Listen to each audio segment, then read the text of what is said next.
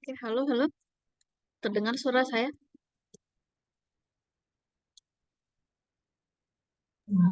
Jelas juga, Bu. Beneran Bu. Oke, ini sudah muncul ya? Muncul Bu. Oke.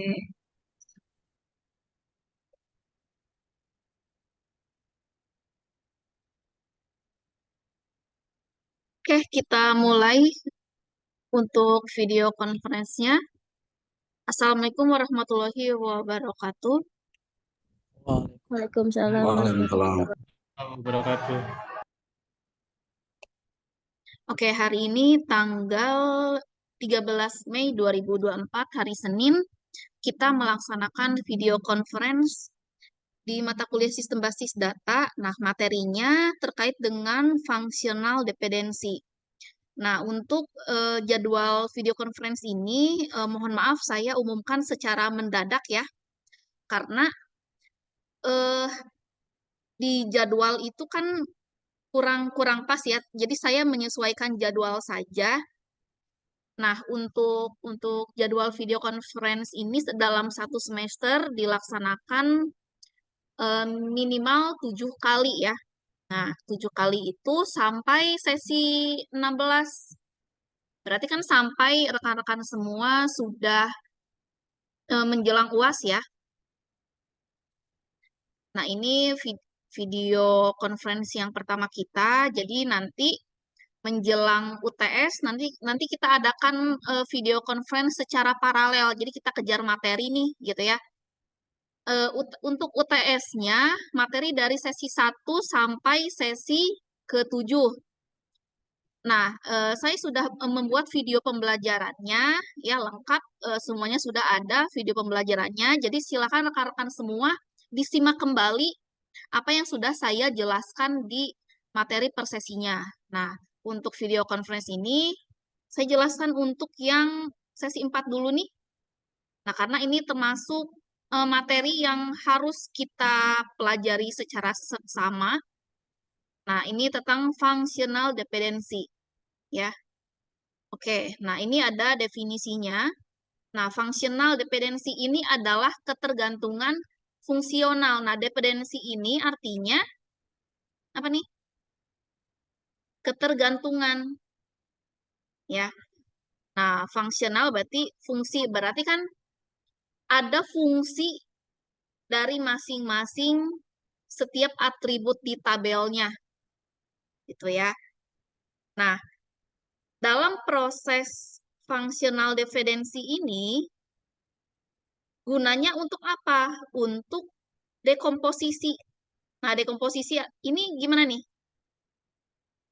Dekomposisi. Jadi kan kita bicara database. Database itu kan kumpulan dari beberapa tabel yang saling berhubungan. Nah, kalau dekomposisi ini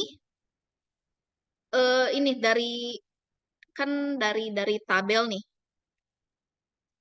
Dari kumpulan beberapa tabel gitu ya. Nah, nanti akan dipecah menjadi beberapa tabel. Nah, ini yang dimaksud dengan dekomposisi. Gini ya. Ini yang dimaksud dengan dekomposisi. Nah, sekarang untuk functional dependency dapat disimbolkan dengan seperti ini. Ada atribut A gitu ya, atribut A yang memiliki ketergantungan dengan atribut B. Gitu ya.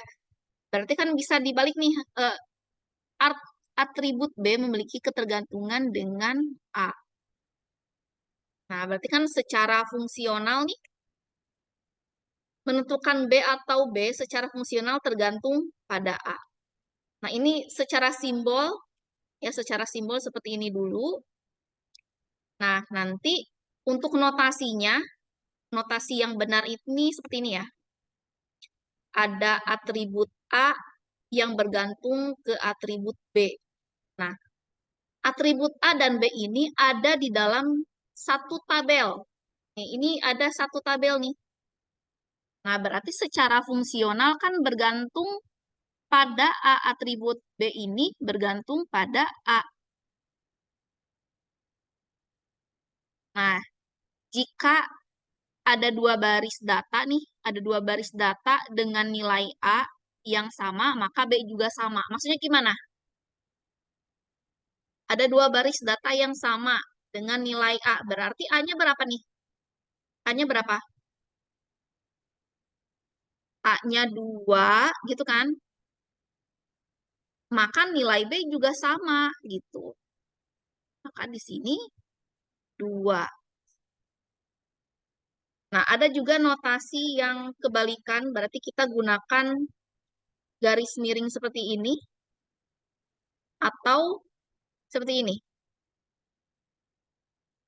Ya, silang A, silang, lalu ini panah ke B. Ini artinya kebalikan dari notasi sebelumnya. Nah, ini kita bicara functional dependency. Nah, kita lihat ke contoh nih. Kan ada tabel nilai ya. Nah, tabel nilai ini ada 4 atribut. Nama atributnya apa? Ada atribut nama mata kuliah. Ini atribut nama mata kuliah. Lalu ada atribut NRP.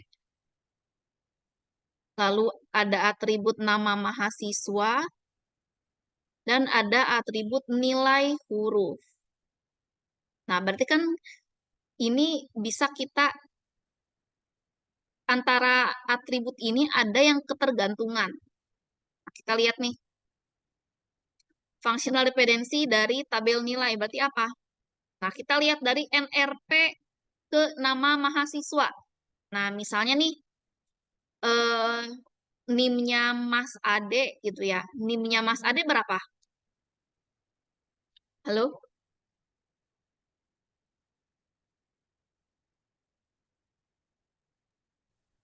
Halo Bu. Nah, NIM-nya Mas Ade kan 230.401.011.029 ya. Iya Bu, benar. Nah, NIM-nya Mas Ade ada yang dipakai sama mahasiswa lain nggak di Unsia? Nggak ada Bu. Nah, ini yang dimaksud dengan ketergantungan. Berarti NRP atau NIM ini pasti akan bergantung dengan nama mahasiswa. Gitu. Gitu ya. Mengerti NIM, Bu. NIM sama nama itu pasti melekat kan di database mahasiswa. Iya nggak? NIM sama NIM dengan nama mahasiswa itu dua atribut yang saling bergantungan nggak? Saling Bu. Nah, gitu ya. Nah, karena untuk setiap nilai NRP yang sama, maka nilai mahasiswa juga sama, gitu ya. Jadi misalnya nih, ada nilai nih, misalnya nilai Mas Ade 80 gitu ya. Nah, dengan di sistem menginputkan NIM-nya Mas Ade aja, ini sudah termasuk isi dari nama tersebut. Ya nggak? Iya Bu, untuk nilainya. Nah, untuk nilainya. Jadi, apa, sebagai NRP itu sebagai perwakilan dari keseluruhan data-data dari mahasiswa, gitu. Nah, kebetulan untuk atribut NRP dan atribut nama mahasiswa ini saling bergantungan. Oke, sekarang kita cek lagi. Kalau ini ada atribut apa lagi? Nilai huruf. Ini huruf. Oke, ada atribut nama kuliah, lalu ada atribut NRP. Nah, ini kan ada dua atribut ya.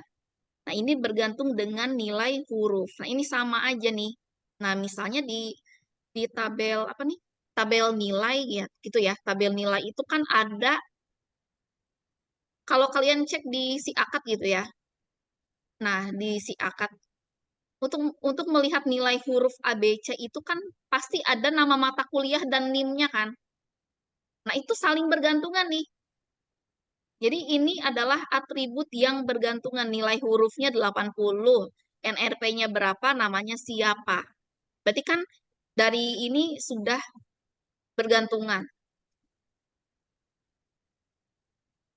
Oke, kita lihat. Lalu ada functional dependency lagi, nama mata kuliah dengan NRP. Ini juga sama. Artinya gimana nih? Mata kuliah mata kuliah sistem basis data dengan NIM kalian nyambung nggak di sistem LMS? Nyambung Bu. Bergantungan nggak? Di saat isi KRS ada nggak NIM kalian dan nama mata kuliahnya? Ada Bu. Ada. Nah, ini bergantungan. Berarti sudah benar ya. Lalu ada NIM NIM bergantung dengan nilai huruf, ini juga sama. Bisa gitu. Nah, kita lihat lagi, ada contoh lagi ya. Misalnya ada tabel nih. Ada tabel nilai, ada 4 atribut. Atributnya apa aja di tabel nilai? NIM, na, NM, nama MK, semester, dan nilai Bu. Oke, atribut kunci. Nah, atribut kunci ini adalah atribut penentu atau atribut utama nih. Untuk tabel nilai berarti kan yang harus harus ada itu NIM kan. Nah, NIM ini di mana sebagai primary key. Nah, primary key ini artinya apa? Atribut kunci atau unik tadi. Gitu kan? Kan NIM setiap mahasiswa kan beda-beda ya. Nah, makanya NIM ini sebagai primary key. Lalu ada nama mata kuliah, semester, dan nilai. Nah, ini sebagai primary key. Kayak ini bisa ya atribut kunci juga. Tapi yang paling paling besar levelnya itu NIM di sini. Nah, maka functional dependency-nya seperti NIM Nama mata kuliah, semester bergantung dengan nilai. Yang dimana nilai itu akan muncul jika ada atribut semester, nama mata kuliah, dan NIM-nya. Gitu. Nah, kita lihat contoh lagi. Coba dianalisa nih, ada satu tabel nih, tabel mata kuliah kan, ini sama ya. Oke. Oh, ini ada namanya ya. Ada mata kuliah, ada NRP, nama, dan nilai. Nah, di dalam satu tabel itu ada row atau baris. Nah, row itu dia yang ke bawah nih. Gitu ya. Kalau kolom itu atribut dia yang ke sini. Ini atribut mata kuliah, atribut NRP, atribut nama, dan nilai. Nah, kita cek nih fungsional dependensinya mana yang paling bergantungan.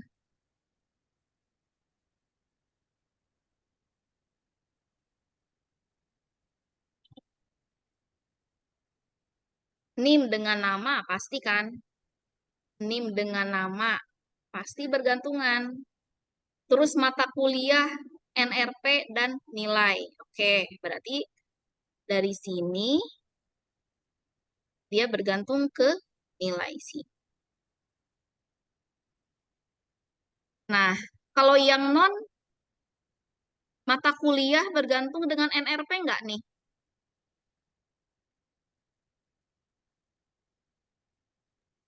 Gimana? Mata kuliah bergantung dengan NRP nggak? Enggak, Bu. Beda kan? Kalau mata kuliah itu kan dia ada kode mata kuliahnya sendiri. Coba cek deh di LMS kan ada kode mata kuliah. Nah, kalau mau mata kuliah bergantung dengan kode mata kuliah. Nah, itu baru fungsional dependensinya. Kalau mata kuliah ke NRP ini nggak bisa, ya. Apalagi NRP ke nilai. Nah, ini juga nggak bisa. Karena ini kan hanya ini aja nih.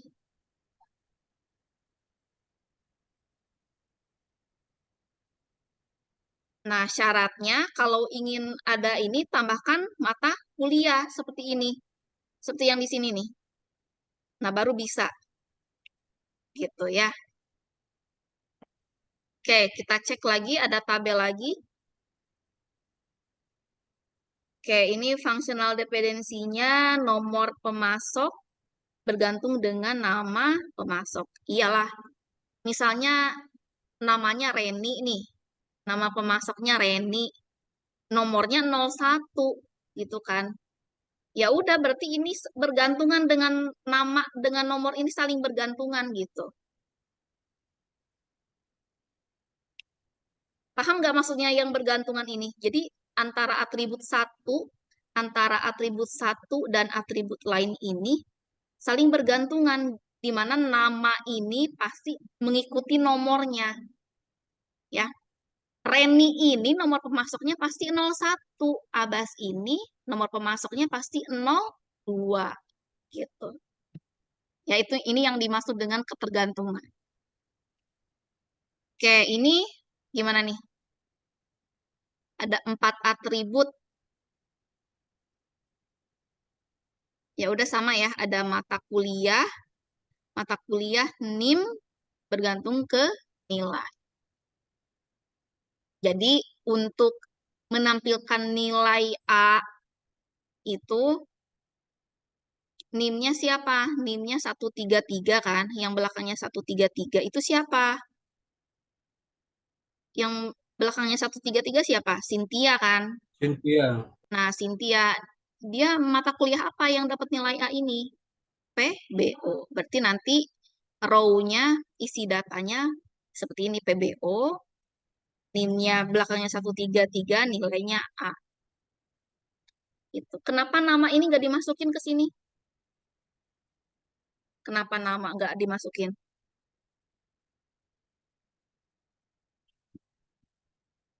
Kenapa tuh?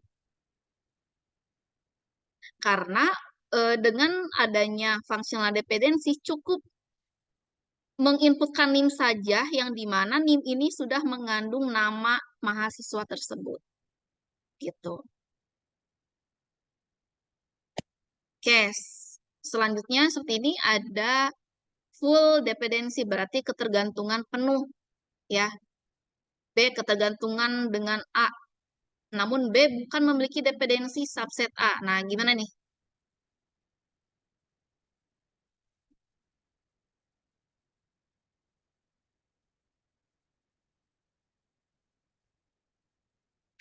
Nah, caranya kita lihat dulu di masing-masing atribut ini mana atribut kunci yang apa sih? Yang mewakili semua peran masing-masing atribut di tabel ini.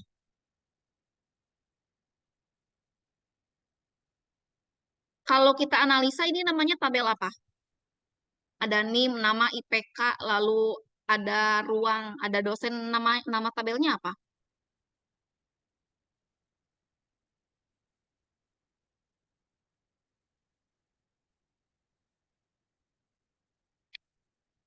Apa nama tabelnya tuh?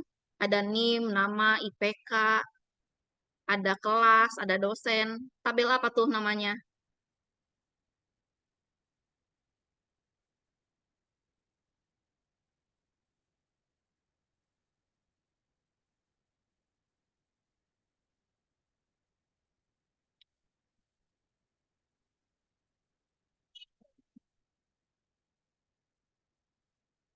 Oke, tabel mahasiswa, benar ya. Mas siapa nih? Tadi yang jawab siapa? Mas Raffi ya. Betul, ini namanya tabel mahasiswa. Berarti kan semua data mahasiswa tersebut ada semua, ada NIM-nya, ada nama, ada IPK-nya. Terus ada ruang kelasnya di mana, dosen, misalnya nih dosen pembimbing akademiknya siapa. Nah, berarti kan ini satu tabel yang berisi semua data untuk perkuliahan di sini. Nah, berarti kan yang mewakili atribut yang mewakili semua ini NIM kan? Iya nggak? Nih, NIM ini kan dia paling besar nih.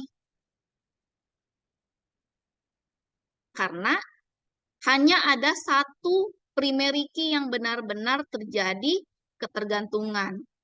Nah, ini adalah primary key. Nah, primary key dari atribut nama, lalu ada IPK, ID ruang, dan dosen. Ini untuk primary key tabel mahasiswa. Coba dicek lagi di sini ada primary key lagi nggak? Yang unik gitu. Atribut yang unik di mana? ID ruang ini kan kode-kode nih. ID ruang ada nama ruangannya nggak di sini?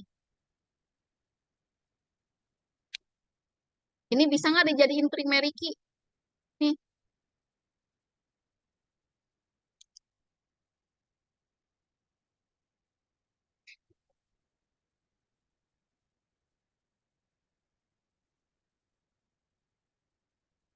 ini nggak bisa ya.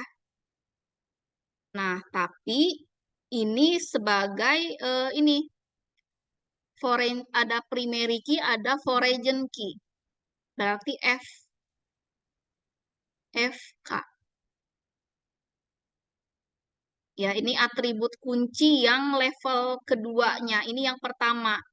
Nah, ID ruang ini berarti kan untuk ke sini nih dosennya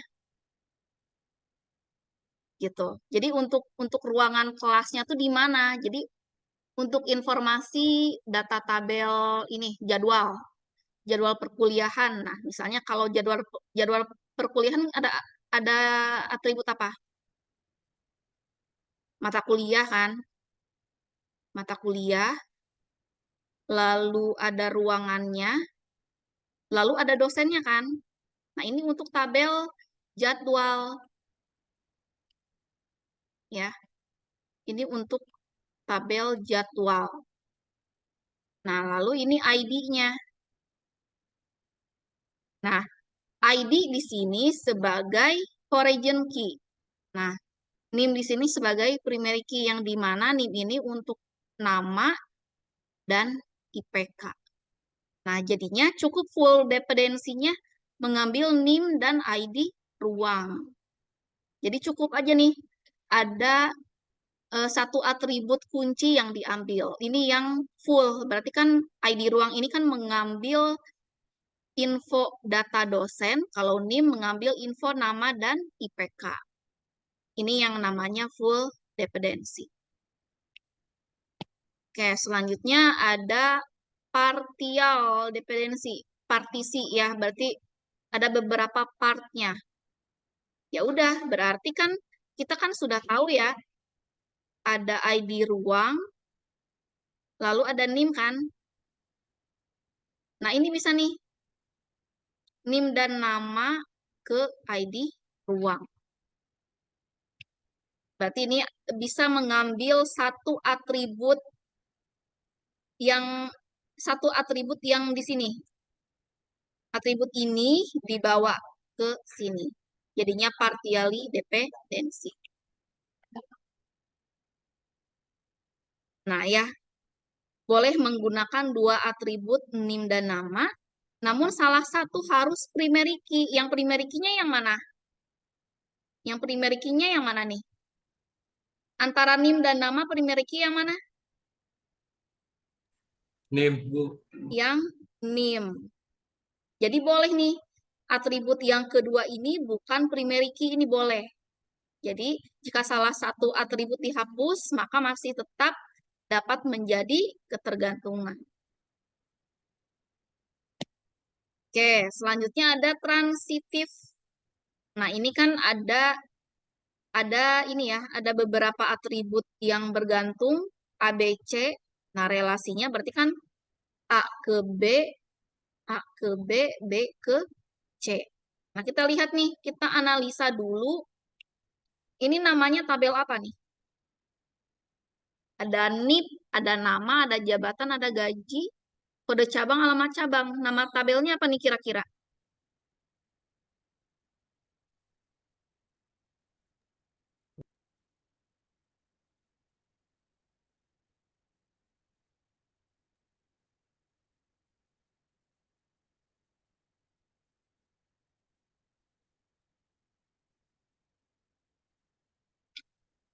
Nama tabelnya, tabel karyawan, iya nggak?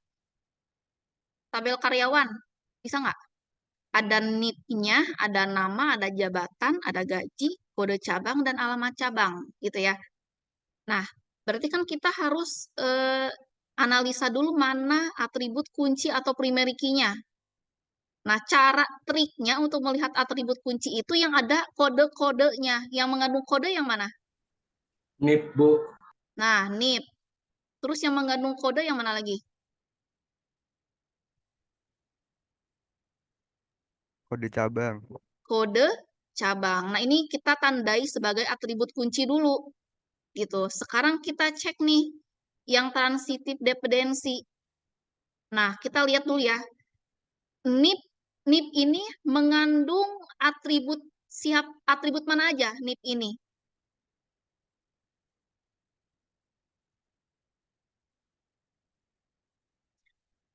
Misalnya nih rekan-rekan semua ada yang PNS gitu kan. Terus apa? Misalnya PNS lah gitu. PNS itu kan ada NIP ya. Ada NIP-nya nggak? Ada, Bu. Nah, NIP satu orang PNS itu dipakai oleh semua nama PNS itu nggak?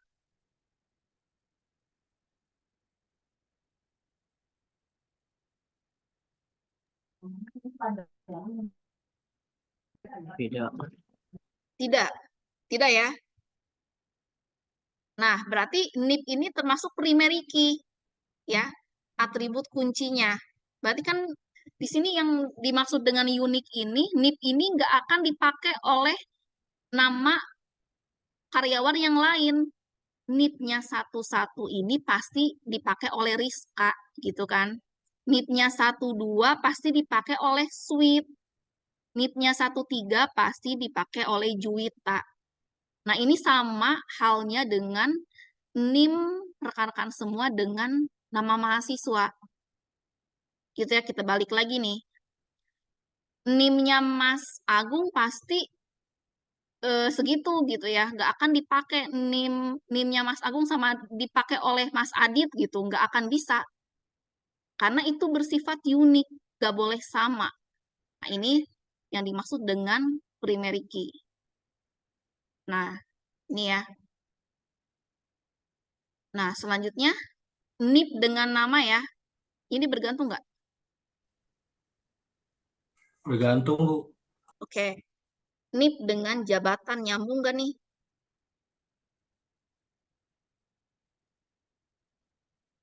Boleh nggak? Ya, nggak boleh. Nggak boleh, Bu. Enggak ya, nggak bisa ya. Nggak bisa. Jabatan dengan NIP itu bisa, itu berdiri sendiri kan? Bergantung nggak? Kalau Enggak, di PNS bergantung, Bu. Nah, kita ini dulu. Kalau kode cabang dengan alamat cabang, boleh nggak? Bergantung nggak ini? Gantung, Bu. Nah, ini pasti ya, bergantung.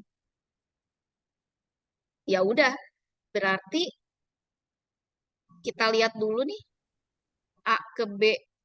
Nah, berarti kan yang induknya dulu nih. Yang utamanya dulu, NIP dengan kode cabang. Nah, ini ya.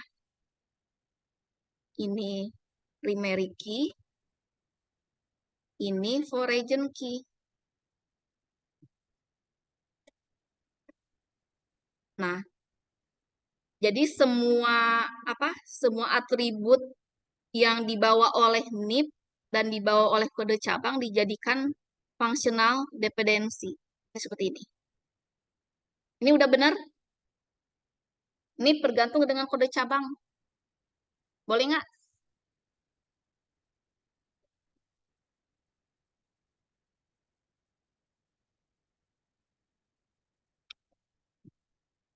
Boleh ya.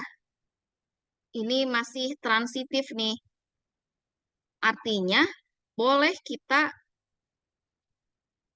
bentar, dalam kasus tersebut NIP menentukan alamat cabang melalui kode cabang. Oke. Nah, berarti ini tergantung kasusnya. Kalau di sini kan alamat alamat cabang itu bergantung dengan kode cabang. Oke, berarti NIP bergantung dengan kode cabang. Ya udah, berarti kode cabang ke alamat cabang. Udah gini aja. Gitu. Ya. Oke, sekarang kita bicara dengan tentang primary key. Nah, dari tadi kan saya ngomongin primary key gitu kan. Nah, kita lihat di sini, coba baca nih kalimat pertama M. Farhan, baca dulu nih.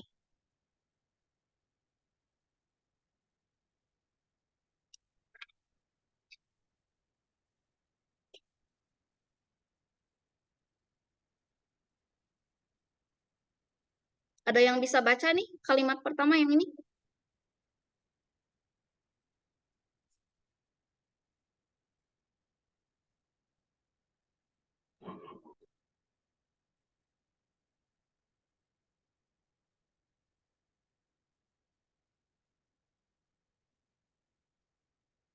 Ada yang bisa baca nggak nih kalimat pertama ini? Izin, Bu. Oke, silakan baca.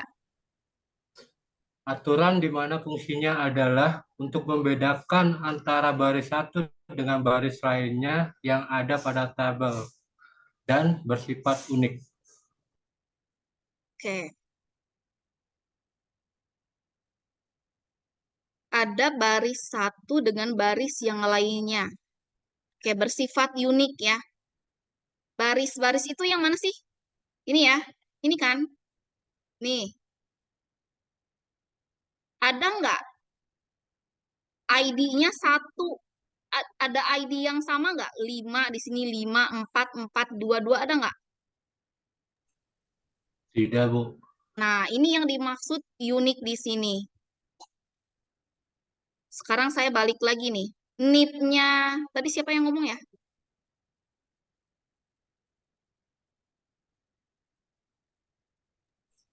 Need-nya Mas Agung ya tadi ya? Iya, Bu. Nah, NIM-nya Mas Agung ada yang double nggak sama mahasiswa lain? Tidak ada, Bu. Nah, tidak ada. Berarti kan nggak boleh sama. Harus bersifat unik, harus berbeda. Nah, ini yang dimaksud dengan primary key. Nah, kalau kita lihat di sini di tabel ini,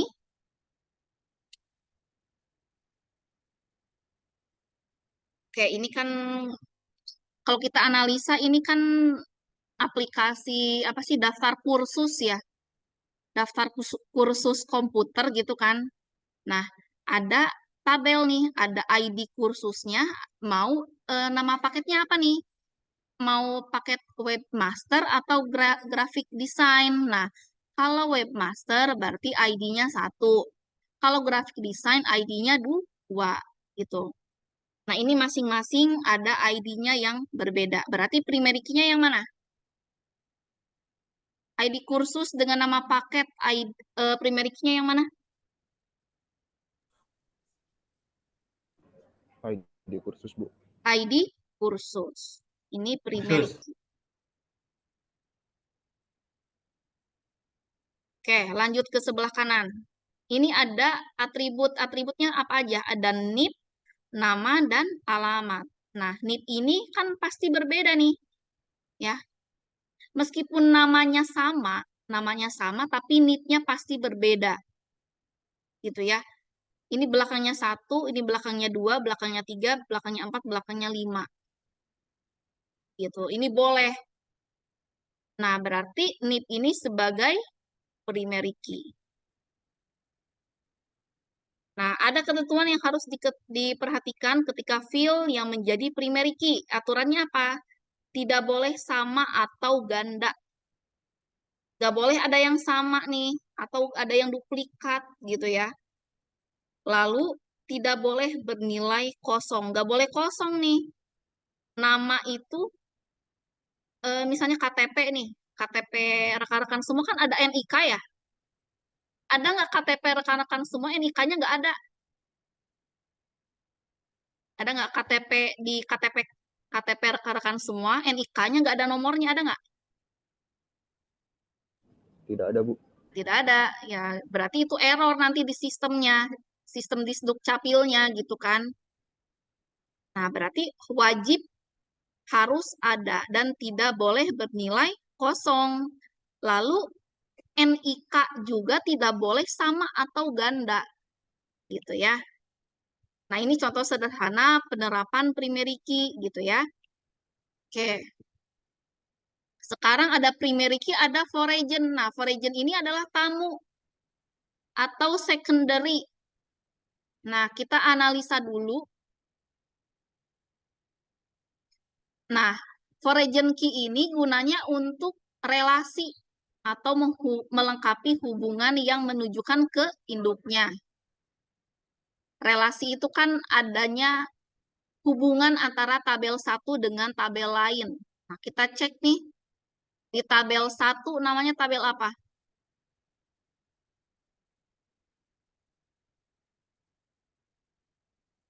Coba analisa nama tabelnya apa? Ada nomor mahasiswa, ada nama, ada tanggal lahir, ada jenis kelamin. Apa kalau diisi akad? Tabel biodata mahasiswa, Bu. Oke, misalnya tabel data mahasiswa gitu ya. Nah, tabel data mahasiswa ini primary key-nya mana? Nomor mahasiswa. Nomor mahasiswa. Ridwan ini nomornya pasti 40. Namanya Fitri, nomornya pasti 41 gitu kan. Nggak ada tuh Fitri. Fitri ini nomornya 43 karena kan dia nggak ada di sini. Jadi kan dia sesuai dengan nomornya. Oke, ini nomor mahasiswa ini sebagai primary key sudah paham?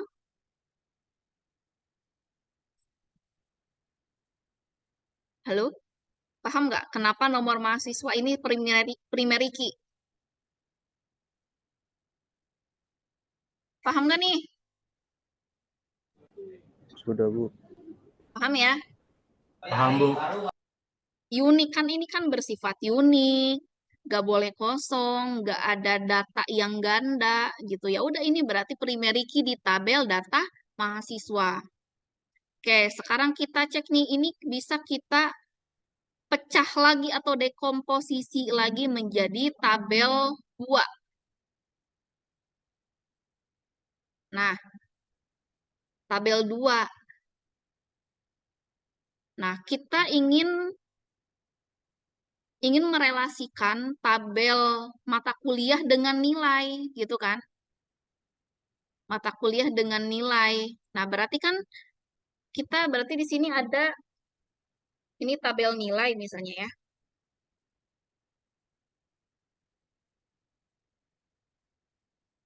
Ini tabel nilai, ini tabel mahasiswa. Nah, untuk membuat suatu tabel nilai butuh atribut yang menghubungkan ke tabel pertama. Berarti kita cukup mengambil data nomor mahasiswa gitu kan, atribut nomor mahasiswa kita ambil dari tabel pertama gitu kan. Selanjutnya kita butuh kode mata kuliah. Nah, kode mata kuliah ini yang dimana terdapat atribut mata kuliah, ya atribut nama mata kuliahnya. Ya udah, tinggal diambil aja kode mata kuliahnya, lalu atribut nilai dan nomor mahasiswa. Gitu. Nah, sekarang kita lihat nih perannya apa. Di satu tabel itu wajib ada primary key. Primary key di tabel nilai ini mana? Mana? Kode matkul, Bu. Nah, kode mata kuliah. Ini primary key. Kenapa ini foreign key? Bukannya ini primary key di nomor mahasiswa di tabel pertama. Kenapa di tabel nilai dia sebagai foreign key? Kenapa tuh? Karena jika kita ingin menghubungkan suatu tabel, nah butuh perannya di tabel kedua ini sebagai foreign key. Nah, primary key-nya di mana? Di tabel induknya. Nah, ini kan tabel induk. Tabel induk ini yang ini. Ini tabel induk. Nah, tapi kalau di tabel yang dihubungkan, dia sebagai foreign key. Nah, tabel utamanya di tabel nilai ya kode mata kuliah gitu. Gitu ya. Nah, sekarang kita lihat ada kandidat key. Nah, coba baca ini.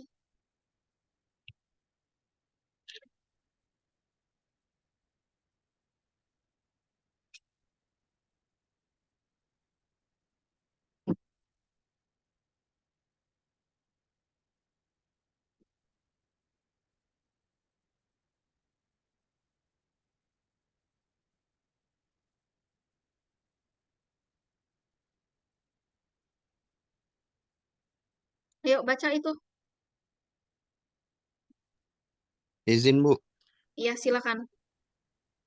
Suatu atribut ataupun superkey yang mengidentifikasi secara unik untuk kejadian spesifikasi dari entitas. Oke. Berarti gimana tuh? Berarti kan di tabel ini kan kita lihat dulu nih, atribut kuncinya yang mana? Ya udah cek aja yang kode-kode. Yang kode-kode ini kan P001. Lalu ada nomor struk. Ya udah berarti ini tandain dulu nih sebagai kandidat key-nya. Gitu. Nama ini bukan kode kan? Jumlah ini juga kan dia kan berdiri sendiri gitu. Nah, berarti kan NIP dengan nomor struknya. Oke, berarti selesai kandidat key. Nah, ini sama ya. Kandidat Ki juga kan kode mata kuliah, nomor mahasiswa, lalu kita analisa mana saja. Nah, ini untuk kandidat Ki NIP dengan kode cabang. Oke, selesai. Jika ada yang mau bertanya nanti ini ya via grup WA gitu ya. Saya akan lanjut ke jadwal VidCon yang lain. Berarti di sini ada 21 mahasiswa ya. Oke,